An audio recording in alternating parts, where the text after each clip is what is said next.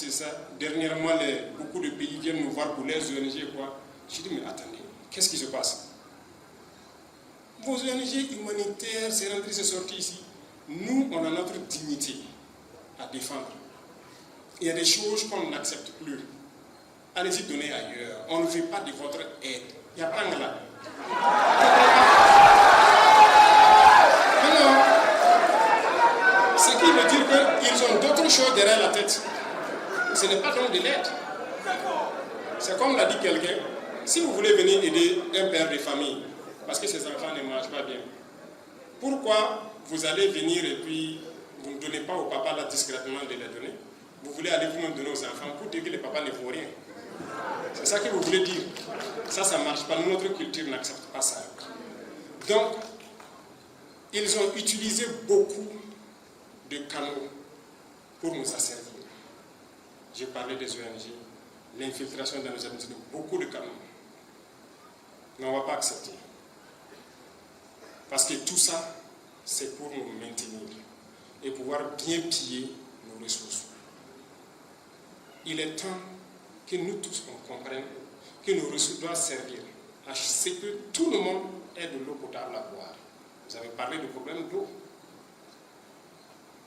Mais est-ce qu'on doit continuer à encourager ceux qui boivent le champagne au détriment de tout le monde pour avoir de l'eau potable? On est riche, on faut de la dignité. Et la richesse doit être partagée. Et pour partager la richesse, c'est ça. Et là, ça m'amène aussi à un coup de gueule à certaines personnes qui sont là aujourd'hui. Voilà, comme j'ai parlé de l'or et tout ça. L'or apparaît partout, c'est la bagarre, les gens se tuent sur l'or. Arrêtez ça. L'État va prendre le contrôle de la situation. Parce que beaucoup de gens là, ils partent extraire l'or là. D'abord, on détruit nos natures de manière anarchique. Et quand ils finissent, beaucoup partent payer des véhicules. Prenez 1000 personnes qui partent payer des véhicules de 20 millions.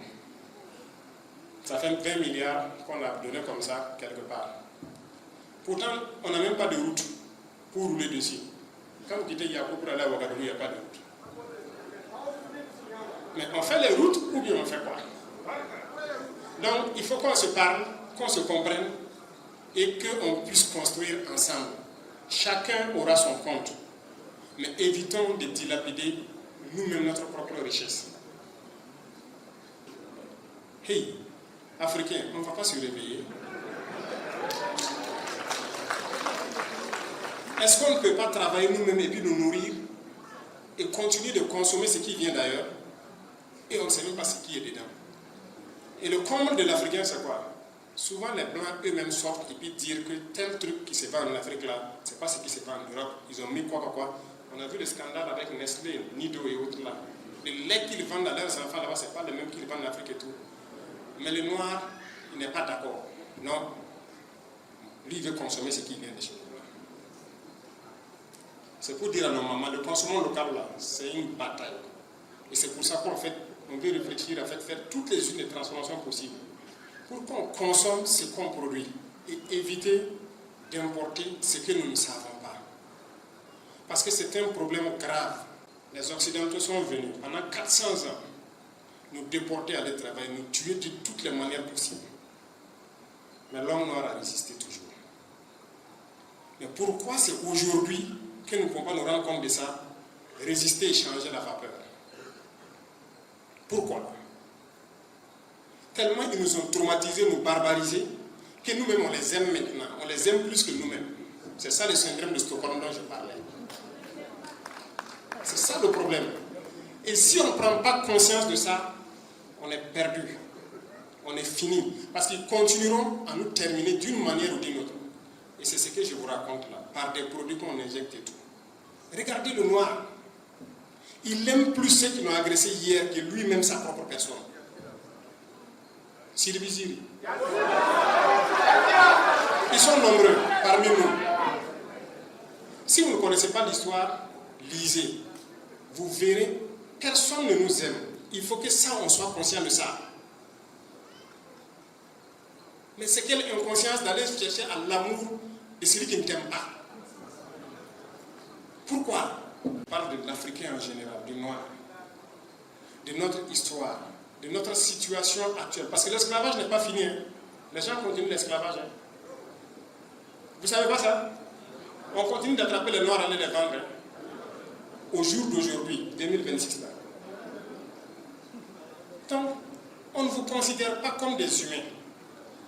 On vous voit comme des animaux ou des trucs. Mais pourquoi nous, on doit se comporter comme des animaux à leur égard? Non, moi je refuse ça. Il faut qu'on apporte la réponse conséquente maintenant à ces gens-là. L'impérialisme n'a pas de couleur. Il y en a partout. Et il faut avoir le courage de l'identifier et l'indexer et puis de le combattre. Regardez comment on se comporte. Et ça m'amène à encourager encore les jeunes à se lancer dans la réflexion pour produire.